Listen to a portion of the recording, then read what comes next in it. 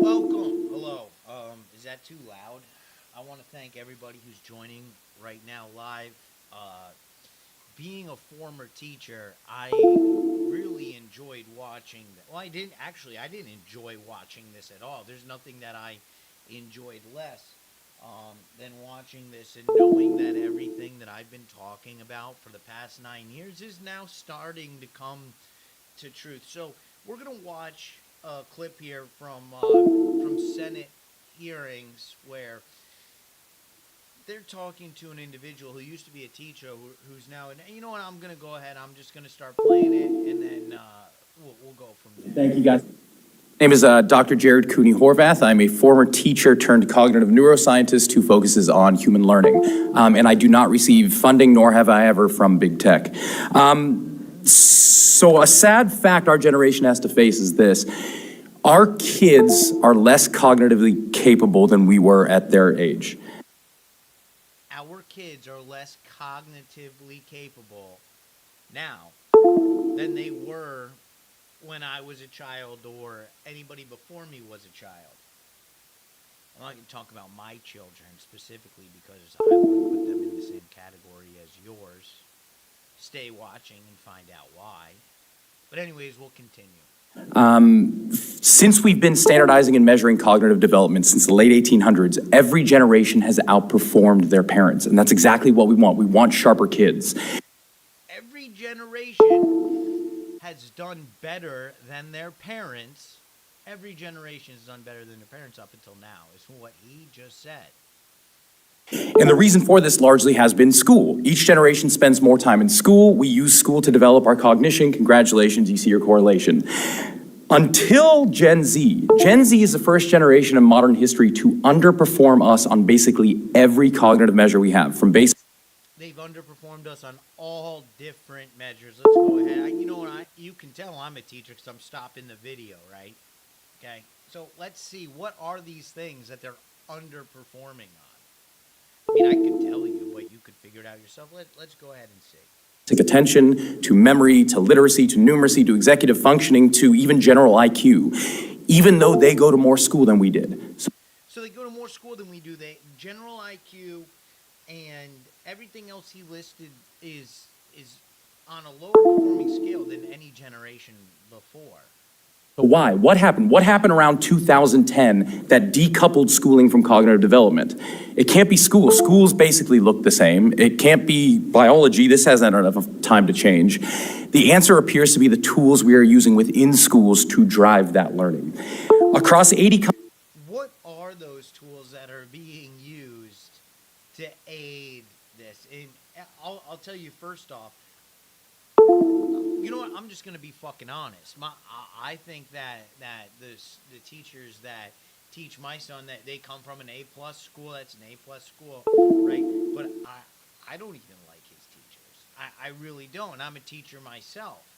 They're doing things, and my son's on the computer more times than he is spending performing functions that you would in an everyday life. But there's a reason for this, right? Right? Here's the reason.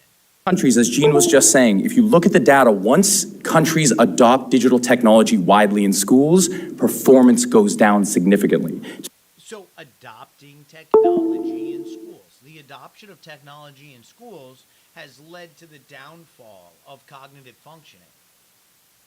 Is this a good thing or is this a bad thing? Let's find out. To the point where kids who use computers about 5 hours per day in school for learning purposes will score over 2/3 of a standard deviation less than kids who rarely or never touch tech at school. And that's across 80 countries. Bring it home to the US. Let's go to the US. We have our NAEP. That's our big data. Take any state, and here's a fun experiment you can try. Take any state NAEP data, compare that to when that state adopted one-to-one technology widely, and watch what happens. The NAEP data will plateau and then start to drop. Now, as Gene said, of course, this is all correlative. What we really want is causative. To get causation, what you need is academic research and you need mechanisms, explanations for why we're seeing what we're seeing. Luckily, we have academic research stretching back to 1962 that shows the exact same story for 60 years. When tech enters education, learning goes down. In fact, one of the biggest ed psychologists right now, Dylan Wiliam out of the UK, recently said, Ed tech is a revolution that's been coming for 60 years, and we're gonna have to wait another 60 because it ain't doing anything. This is completely true, and I know this because I am an educator. See, in my classrooms, we use technology for reasons. I used to do one center where, just say your car broke down, and you had to look up the parts, and I would list the parts that needed to be used to fix that. And the students would look that up, and they would find that. So they used the computer very limitedly. The computer was just used so that they could look up the price of the parts. Now, many teachers that I've taught with, a lot of teachers, in fact, I've been fired multiple times for not agreeing with the way that the schedule is ran, because I don't think that students should be spending more than 3 or 4 hours a day on computers.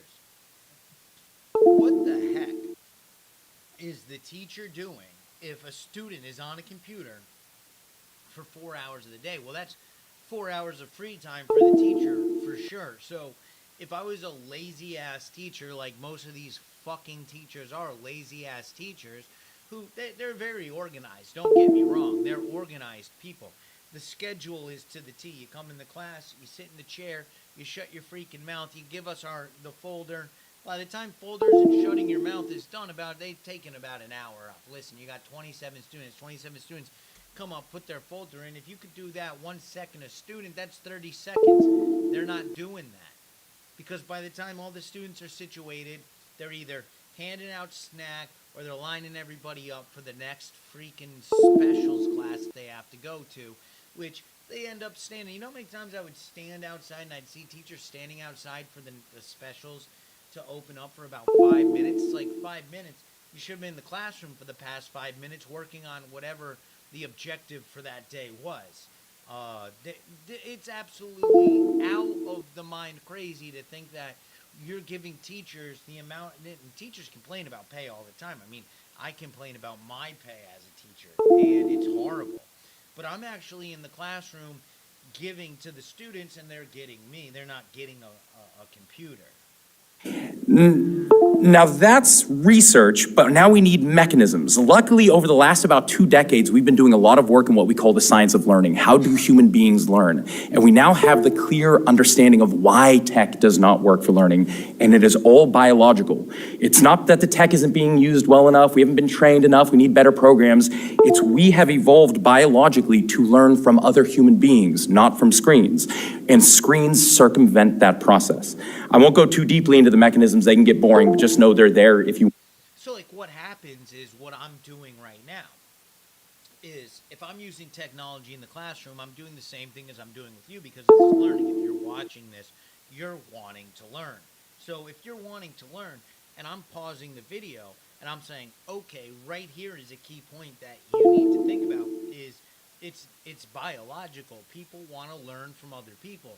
So if I can put on a screen something that interests you, like maybe you're interested in education and why that's happening today, so I've got in the corner of my screen something that you're looking at that you think is interesting, and I'm pausing it and I'm telling you what's going on there. This is the same thing that happens in classrooms, and how technology needs to be used, not just putting people in front of screens and saying, go to work. You know, a lot of people who are watching this, if you're in a profession where you use the computer a lot, you're probably saying, that's exactly what my employer does to me. Well, if your employer is doing that to you, do you not think for 1 second that the school system has been designed to create workers just like you, so that in 10, 15, 18, maybe even some of you 5 years, your students are going to become adults and be working in that world where they're expected to be able to do the same things that you're doing, sit in front of a screen, not a lot of highly cognitive functioning going on, and not being real human beings, right? Want to talk about them. So that leaves us with 2 options. Option 1, when you know something is wrong, do better. So we could just say, hey, mea culpa, get some of this tech out of schools, go back to what we know works, some analog methods, cool. Or 2, we could redefine our terms. We could redefine what it means to be an effective learner. I want to end with one quick story here. Think back to your childhood, to your schooling. I guarantee all of us at one point took a test on reading comprehension. And the way it looked is this. Here's a passage of about 750 words. Here are 10 to 12 questions about that passage. Most of them are inferential, not factual. They're asking you to go beyond what you just read to see what you understood. Cool.